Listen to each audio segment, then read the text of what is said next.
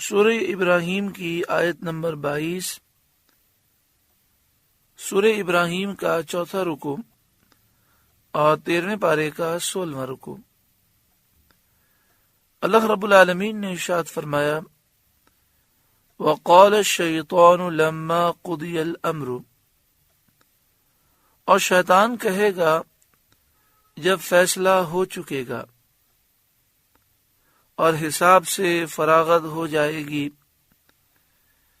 جنتی جنت کا اور جہنمی جہنم کا حکم پا کر جنت اور جہنم میں داخل ہو جائیں گے، اور جہنمی شیطان پر ملامت کریں گے اور اس کو برا کہیں گے کہ بد نصیب تو نے ہمیں گمراہ کر کے اس مصیبت میں گرفتار کیا۔ وقال الشیطان لما قضی الامر، اور شیطان کہے گا جب فیصلہ ہو چکے گا، جنتی جنت میں پہنچ چکے اور جہنمی جہنم میں پہنچ جائیں گے تو وہ شیطان کو برا کہیں گے۔ تو اس کے جواب میں شیطان یہ کہے گا، ان اللہ وعدکم وعد الحق، بے شک اللہ نے تم کو سچا وعدہ دیا تھا۔ اللہ تعالیٰ نے یہ فرمایا کہ مرنے کے بعد پھر اٹھنا ہے، آخرت میں نیکیوں اور برائیوں کا بدلہ ملے گا۔ اللہ کا وعدہ سچا تھا، سچا ہوا۔ وَوَعَدتُّكُمْ فَأَخْلَفْتُكُمْ، اور میں نے جو تم کو وعدہ دیا تھا وہ میں نے تم سے جھوٹا کیا۔ میں نے تم سے یہ کہا تھا کہ مرنے کے بعد اٹھنا نہیں ہے، نہ نیکیوں پر ثواب ملنا ہے، نہ برائیوں پر عذاب ملنا ہے، نہ جنت ہے نہ جہنم ہے۔ میں نے یہ کہا تھا تو میں نے تم سے جھوٹا وعدہ کیا تھا۔ وَمَا كَانَ لِيَ عَلَيْكُمْ مِنْ سُلْطَانٍ إِلَّا أَنْ دَعَوْتُكُمْ، اور میرا تم پر کچھ قابو نہ تھا مگر یہی کہ میں نے تم کو بلایا، تمہیں دعوت دی، فَاسْتَجَبْتُمْ لِي، تم نے میری مان لی۔ شیطان یہ کہے گا کہ میں نے تمہیں اپنے اتباع پر مجبور نہ کیا تھا، مجھ میں اتنی طاقت نہ تھی کہ میں تمہیں زبردستی گناہوں کی طرف اور کفر کی طرف لے جاتا، میں نے تو صرف تمہیں مشورہ دیا، تمہیں اپنی طرف بلایا اور تم نے میری بات مان لی۔ دوسری بات، شیطان یہ کہے گا کہ میں نے جو تمہیں باتیں کہیں اور جو تم سے وعدے کیے کہ مرنے کے بعد اٹھنا نہیں ہے، قیامت قائم نہیں ہوگی، نہ جنت ہے نہ جہنم ہے، تو ان باتوں پر میں نے تمہارے سامنے کوئی حجت، کوئی برہان، کوئی دلیل پیش نہیں کی تھی، تو تم نے بغیر دلیل کے، بغیر حجت و برہان کے میری باتیں مان لی اور میرے بہکاوے میں آ گئے۔ حالانکہ اللہ تعالیٰ نے تم سے فرمایا تھا شیطان کے بہکائے میں نہ آنا۔ اللہ تعالیٰ کے رسول اللہ کی طرف سے دلائل لے کر تمہارے پاس آئے، انہوں نے حجتیں پیش کی، برہانے قائم کی، دلائل دیے، تو تم پر خود لازم تھا کہ تم رسولوں کی پیروی کرتے اور ان کے روشن دلائل اور معجزات ظاہرہ سے باہرہ سے منہ نہ پھیرتے اور میری بات نہ مانتے اور میری طرف تم توجہ نہ کرتے، مگر تم نے ایسا نہ کیا۔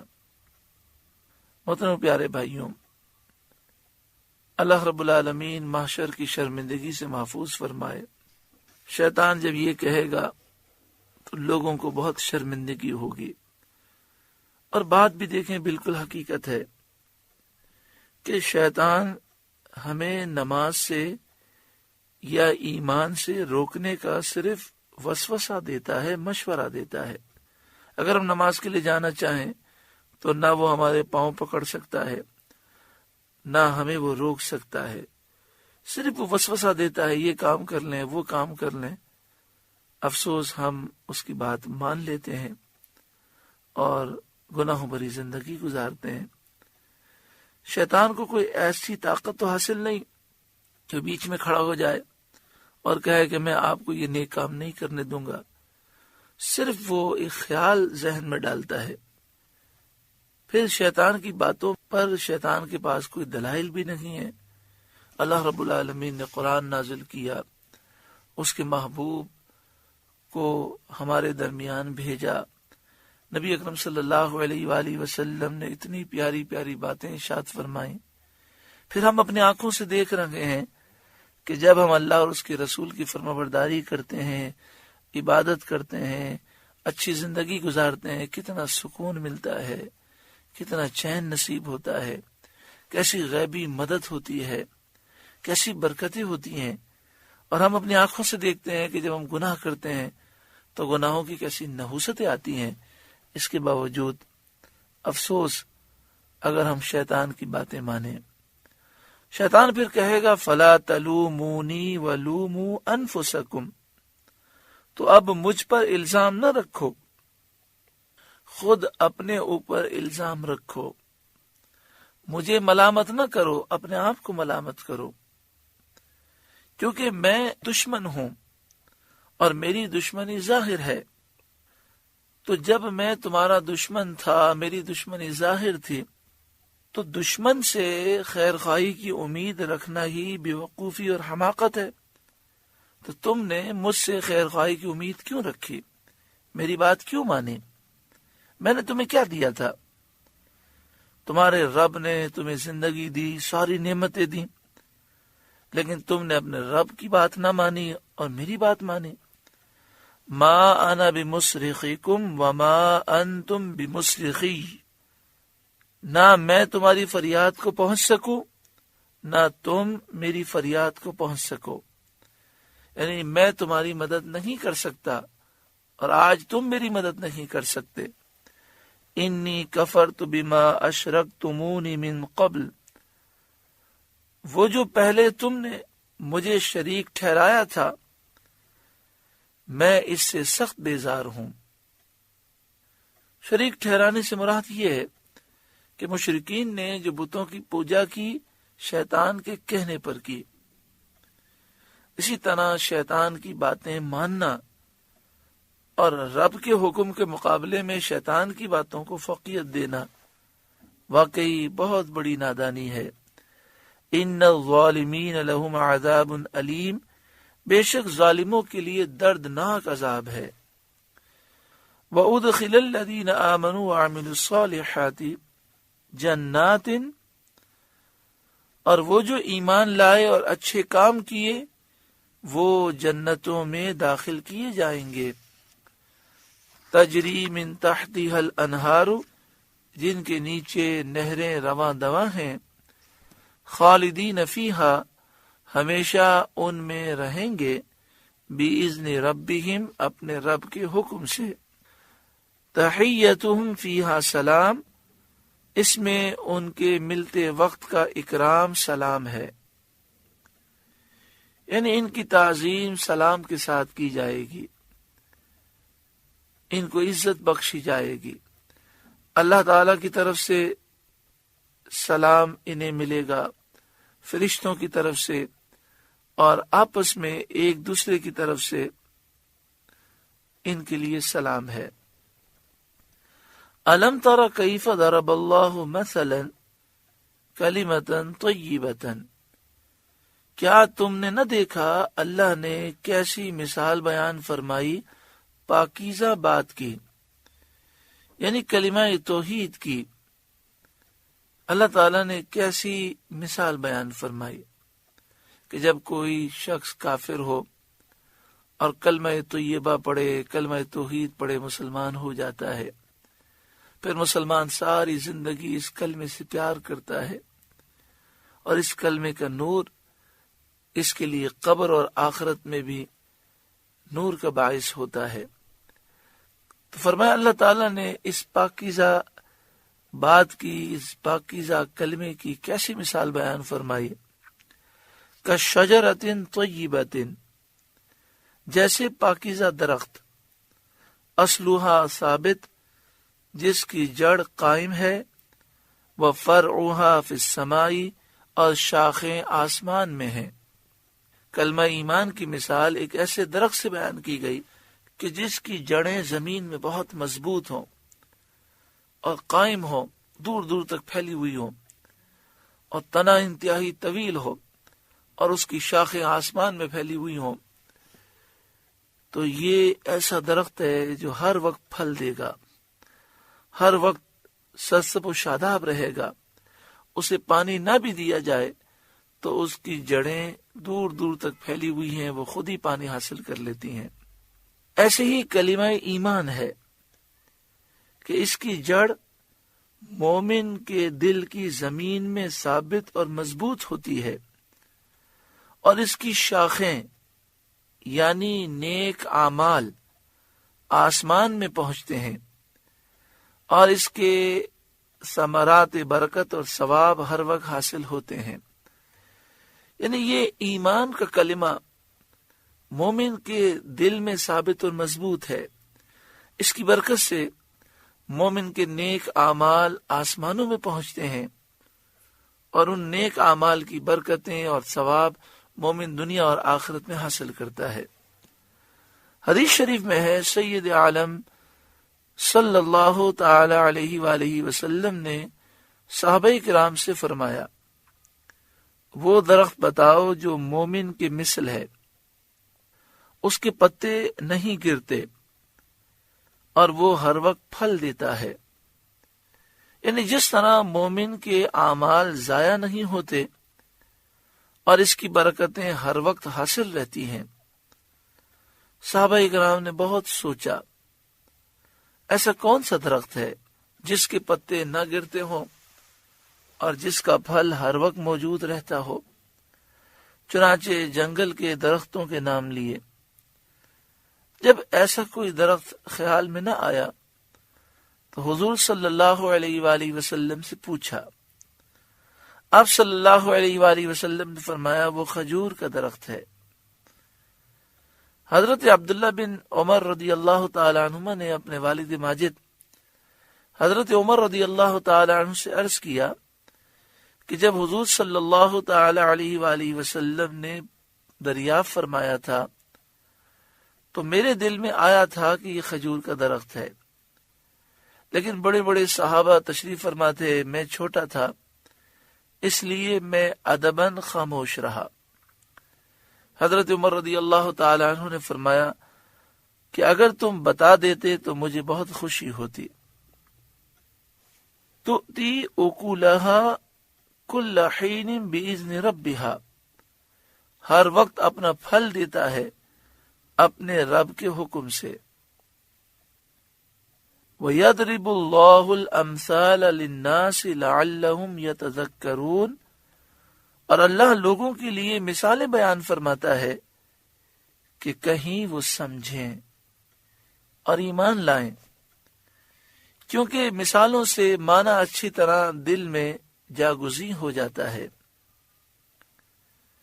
وَمَثَلُ كَلِمَةٍ خَبِيثَةٍ، اور گندی بات کی مثال۔ گندی بات سے کیا مراد ہے؟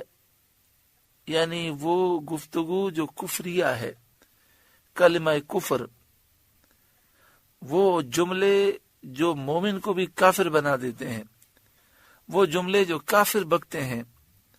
وَمَثَلُ كَلِمَةٍ خَبِيثَةٍ، اور گندی بات کی مثال، كَشَجَرَةٍ خَبِيثَةٍ اجْتُثَّتْ مِنْ فَوْقِ الْأَرْضِ، جیسے ایک گندا درخت، ایک گندا پیڑ کہ زمین کے اوپر سے کاٹ دیا گیا۔ ما لہا من قرار، اب اسے کوئی قیام نہیں۔ مثلا اندرائین کا پودا جس کا مزہ کڑوا ہوتا ہے اور بو بڑی ناگوار ہوتی ہے، اسی طرح مثلا لہسن کہ وہ انتہائی بدبودار ہوتا ہے۔ تو ایک ایسا درخت کہ جس کی شاخیں آسمانوں میں بلند نہیں ہیں، جس کا تنا طویل نہیں ہے اور نیچے جڑیں زمین میں ثابت نہیں ہیں، اسے ایک ہلکی سی ہوا کا جھونکا گرا دیتا ہے۔ اگر اسے اوپر سے کاٹ دیا جائے تو پھر وہ ختم ہو جاتا ہے، لیکن جس پودے کی جڑیں زمین میں ہوتی ہیں، آپ نے دیکھا ہوگا پودے کو اوپر سے کاٹ دیں تو پھر دوبارہ وہاں سے پودے کی کومپل پھر اگ جاتی ہے۔ یہاں پہ فرمایا ما لہا من قرار، اب اسے کوئی قیام نہیں، کوئی قرار نہیں، کیونکہ جڑ اس کی زمین میں ثابت اور مستحکم نہیں، شاخیں اس کی بلند نہیں ہوتی۔ یہی حال کفری باتوں کا ہے کہ اس کی کوئی اصل ثابت نہیں اور کوئی حجت اور برہان نہیں رکھتا جس سے استحکام ہو، نہ اس میں کوئی خیر و برکت کہ وہ بلندی قبول پر پہنچ سکے۔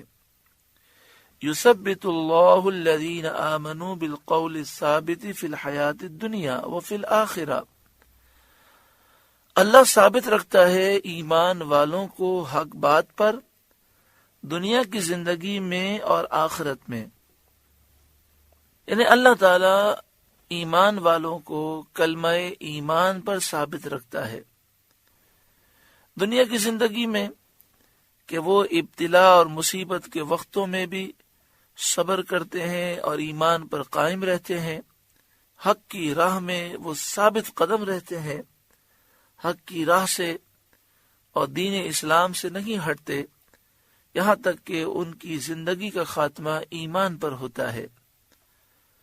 اور یہاں فرمایا اللہ تعالیٰ آخرت میں بھی ایمان والوں کو حق بات پر ثابت رکھتا ہے، یعنی قبر میں، آخرت میں ثابت رکھتا ہے، اس سے مراد قبر میں ثابت رکھتا ہے۔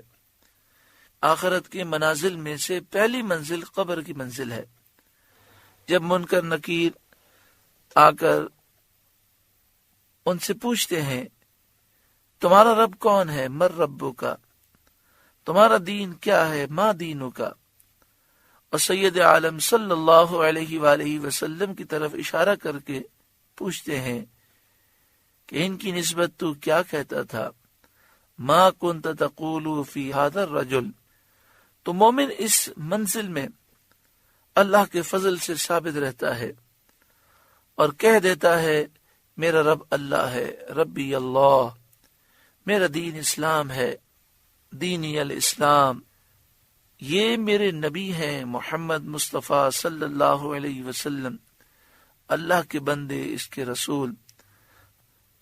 پھر اس کی قبر وسیع کر دی جاتی ہے اور اس میں جنت کی ہوائیں اور خوشبوئیں آتی ہیں، اور وہ قبر روشن منور کر دی جاتی ہے، اور آسمان سے ندا ہوتی ہے کہ میرے بندے نے سچ کہا۔ وَيُضِلُّ اللَّهُ الظَّالِمِينَ، اور اللہ ظالموں کو گمراہ کرتا ہے۔